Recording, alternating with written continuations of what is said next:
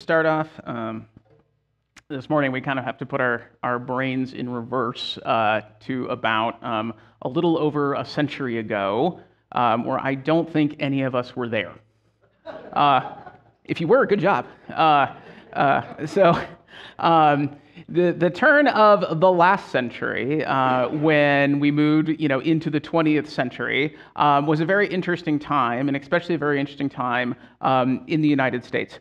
And it was a time actually of a great deal of optimism about a great many things, because there had been a number of discoveries and inventions. If you kind of think what was going on in kind of that, that first decade of the 20th century, in right about there, you've got things like the automobile being invented, you got things like the airplane being invented, you've got manufacturing that is producing goods and services at a much cheaper price than had ever been available before. And there was just this general sense of optimism about not only the world in general, but there's a general optimism about what was going on in the United States. And we seem to be solving a lot of problems that have been problems for a good long time.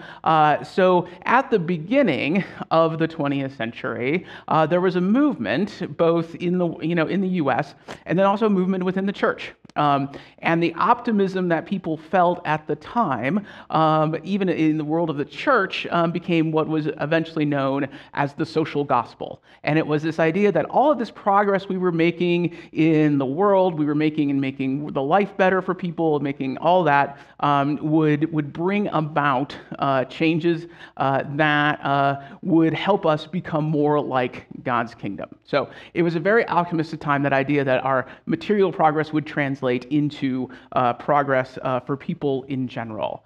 And there was almost sort of like utopian idea about the world, and especially about the United States and where we were going for really that first decade and a half.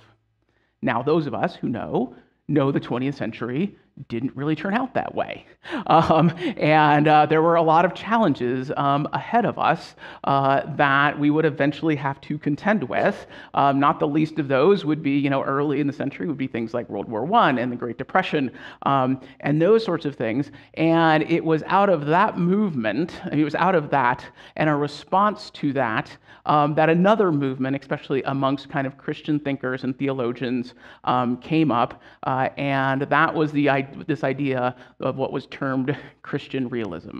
And you're all very excited about all this, I can tell. But I geek out on this, it's sorry. And it is out of that movement, and really one of the big progenitor of the Christian realism movement was a guy named Reinhold Niebuhr.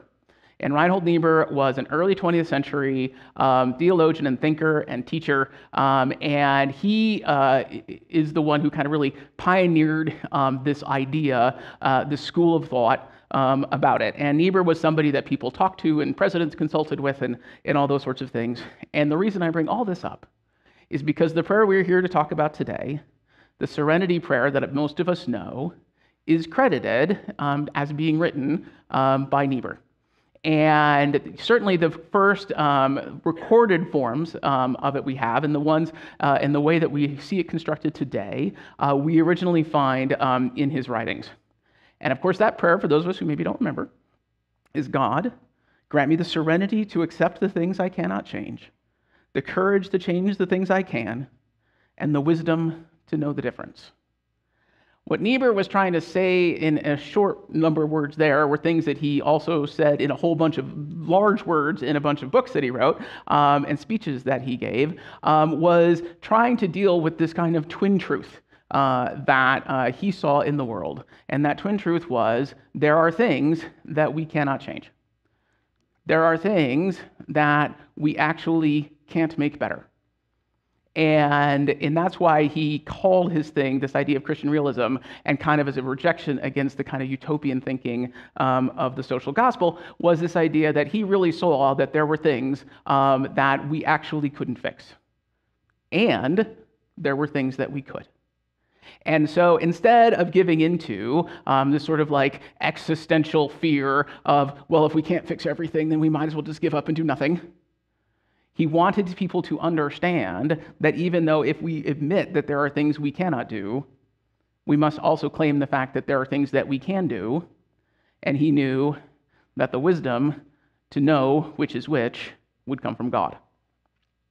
So he gives us this prayer that is initially kind of out there, and people look at it and they like it, and it gets published in a couple of different places because we used to have these things called magazines and newspapers, and so they're published in there, and it's published in some of the writing, and it kind of makes itself around, but it's kind of under the radar for a while until another person discovers it and finds it useful. And of course, that other person was Bill Wilson. Now, Bill Wilson is a name maybe you know, maybe you don't. But Bill, along with another guy that I knew, Bob, would actually go on to be the founders of the Alcoholics Anonymous movement, and really the founders and the originators of all of the 12-step type programs that would fall after that. And Bill had this great quote when he found that prayer. He says, "Never have we seen so much AA in so few words." Never have we seen so much AA in so few words. And the thing that Bill really appreciated about the prayer and why it became this quintessential thing that is really still to this day a very fundamental part of the AA movement and all those things that come after it is because what Bill recognized he was dealing with in his addiction and what Bob recognized that he was dealing with his addiction were these twin realities of they didn't know and they couldn't seem to just stop being addicts. That seemed to be part of who they are, and it seemed to be something that they just couldn't simply turn off. But that also didn't mean there wasn't anything they could do about it. And so they both, the secret of AA, the thing that they wanted to build was this kind of twin thing, like, yes, we need to recognize and confess that things are not okay, and we need to embrace the idea that with work and diligence, things can be better. We must admit where we are, and we must be able to say and claim what's broken.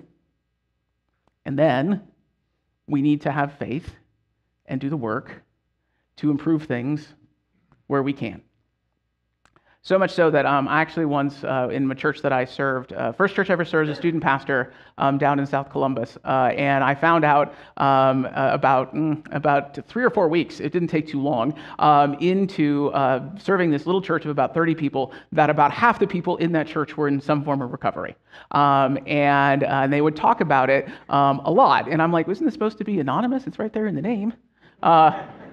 But I suppose what that means is you're not supposed to out anybody else, but you can out yourself. And most of these people had been in recovery long enough that they didn't mind talking about it, and in fact found strength in talking about it. And so they would talk to me often about it in these really amazing terms, and it wasn't anything that I had ever been around, right? It's not anything I had ever experienced myself or been a part of, and it just got me really curious. So I was really excited to learn from them about what this was and what it was meaning for him and why it was meaning for them. And they would occasionally, somebody would invite me to come to a meeting with them just to see what was going on. And I really got a lot out of it. And I do remember one day, one of the older gentlemen who'd been in recovery for a very long time, coming up to me, after church when we had done some interesting things that day. And he came and was like, oh, that was a really good church service today, Pastor. I'm like, oh, thank you. It's like, it was almost as good as an AA meeting.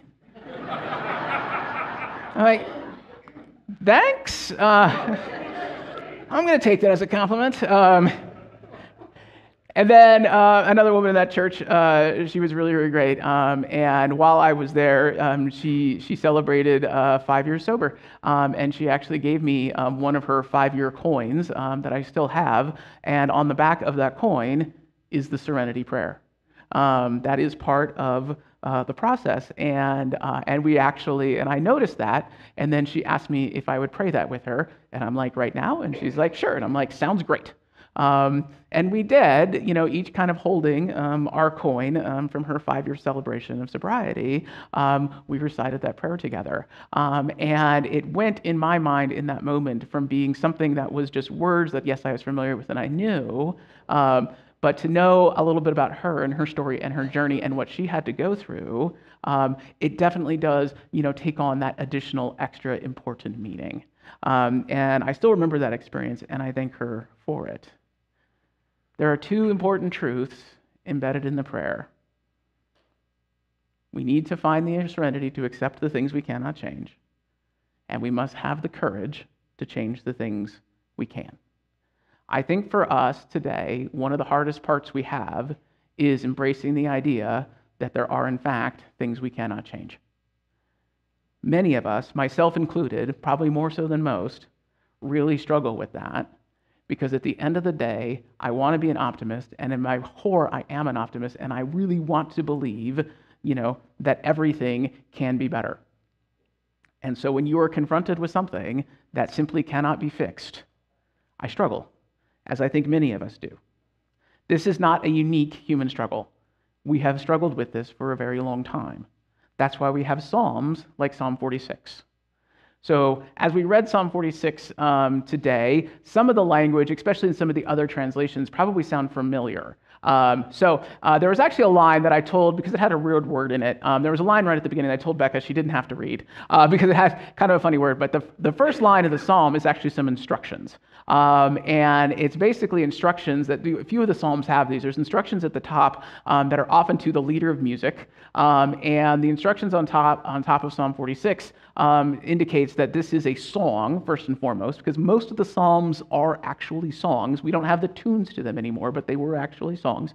And the instructions at the top are, this is a song, and it's a song for female voices. That's what the instructions at the top say. And it's not a surprise to me that it's a song, because there's actually language directly from this psalm that we continue to use in a lot of popular hymns throughout Christian history and continue to use today, because the imagery is so vivid. And the imagery is vivid to help us to understand and to give hope to the people who are singing it or reading it. And the thing that I like about this psalm, and the reason I think that it is important, and it's one that we come back to a lot, I was not surprised when I heard that this was Joyce Klein's favorite psalm. I think it's lots of people's favorite psalm. And it has embedded in that same idea of what it is that we've been talking about. Because right here, it talks, in that thing, it talks about the bad things that can happen. It talks about the things that there are challenging times that will occur. And it just takes as a given that those things will and do happen. Hard things happen. Difficult times come. And the psalm is not even really about avoiding them. It's not even about saying, oh, if I just pray this song well enough, if I just pray hard enough, if I do this thing, then God, God will make sure there are no bad things, there are no hard things for me to have to deal with. That's not what it says. It says hard things will happen, things we don't want to happen will happen, struggles will come, and God will be with us. And God will help get us through it. That God will be the strength that we need, but God will offer us the courage that we need, and God will give us the wisdom that we need to see the things in the hard things that we can actually change. This theme comes up over and over and over again in Scripture, and it was probably a lot more easy for some of the folks back then to do this and live in this way because the world that they lived in was very different than ours. We have today this gift of understanding about the world and how it works and our bodies and how our bodies work and all this sorts of stuff. We have all of this knowledge that makes us think that we know what's happening and what's going to happen. That is helpful, and I think sometimes not. Folks back then did not have that, but they knew things happened. Sometimes good, sometimes bad. They didn't know where the weather came from. They didn't know when the earthquake was going to happen. I guess we still don't really know when that's happening either. They didn't know why people got sick. They didn't know if they would get better. Oftentimes they didn't know how to help people get better. So they lived in much more uncertainty those 2,500 years ago than we live with today. So it's no wonder to me that they needed these words of comfort. They needed these reminders that when things get hard, when tough times happen, that God is with us, that God is our refuge and our strength, and that with God, we can find a path through.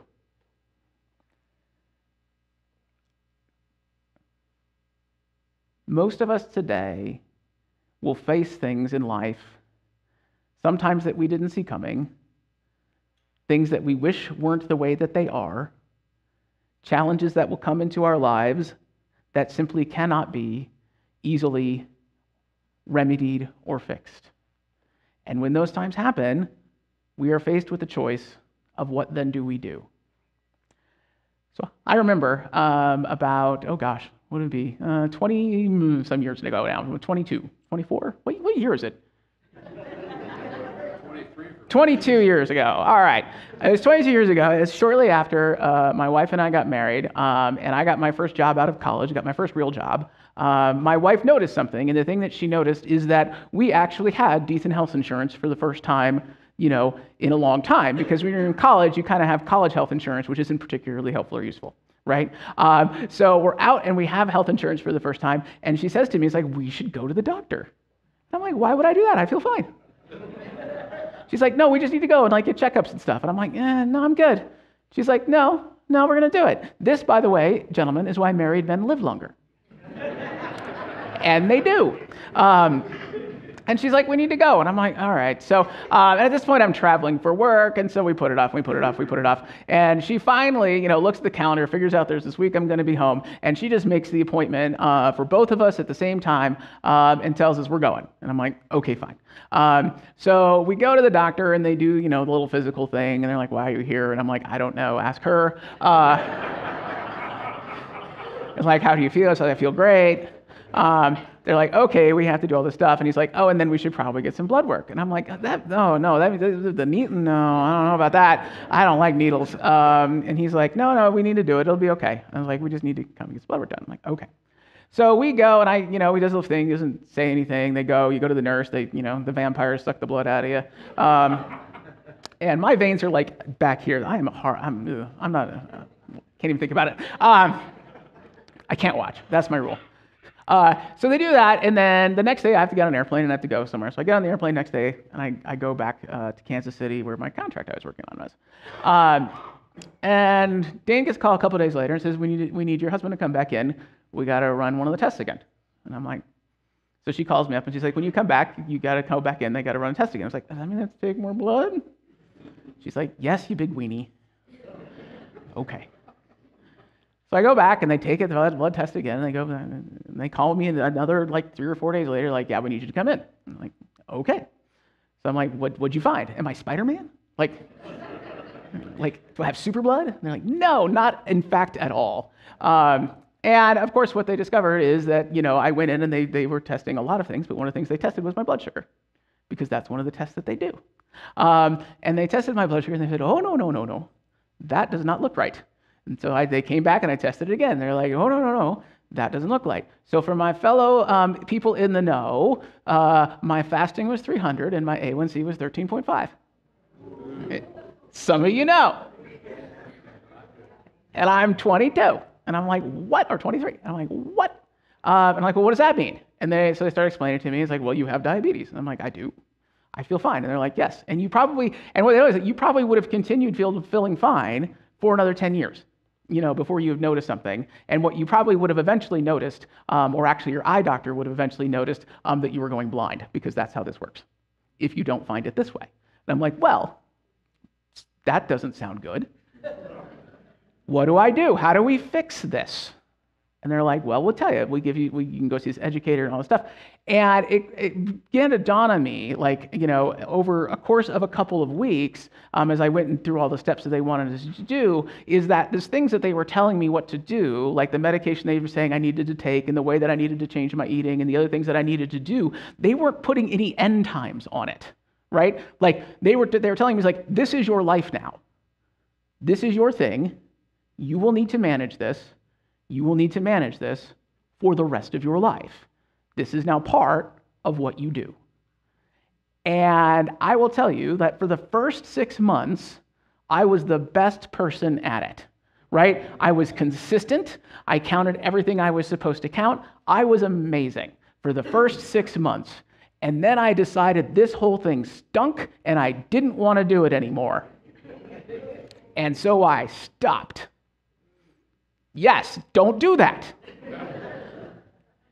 And I did. It was kind of, I went through really a period of crisis about it where I was like, this is hard.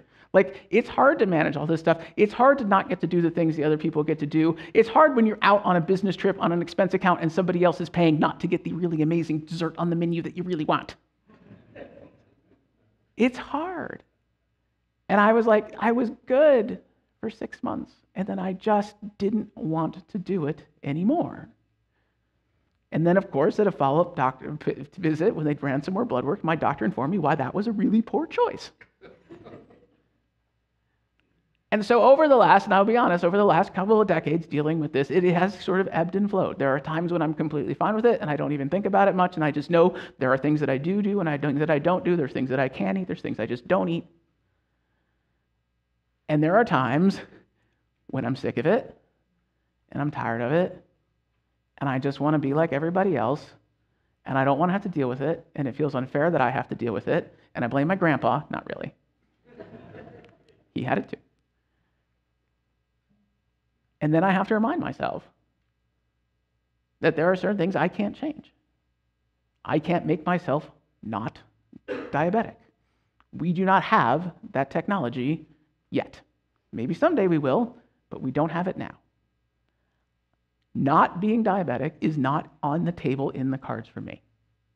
What I can do is do the things that I know that I'm supposed to do to take care of myself, take care of my body, so that I can be here for my family, I can be there for my kids, and I can go about doing all the other things in life that I enjoy doing. It's a struggle, and I don't like it. And then I meet other people who have far more difficult situations than that, far more challenging situations than that, and I feel like a really big jerk for complaining as much as I have complained. But the truth is, it's hard. I think we all have things like that in life. We all have things that we wish were different, that we know for whatever reason can't or won't be. And the choice becomes, what then do we do about it? On the back of the church, there's a saying that we've used for a long time that's meant a lot to me and meant a lot to many of you here. And that's that idea is you can't do everything, so do something. We can't fix everything. If we had magic wands, the world might be a much better place, I think, but we don't. What we can do is pray our prayers, talk to God, trust in the hope that He offers us, trust in the strength that He offers us, trust that there is a path through the hard things. We can endeavor to have the courage to change the things that we can, and endeavor to find the serenity and the peace to accept the things we can't. So I invite you now to say the prayer with me. God, grant me the serenity to accept the things I cannot change, courage to change the things I can, and the wisdom to know the difference. Amen.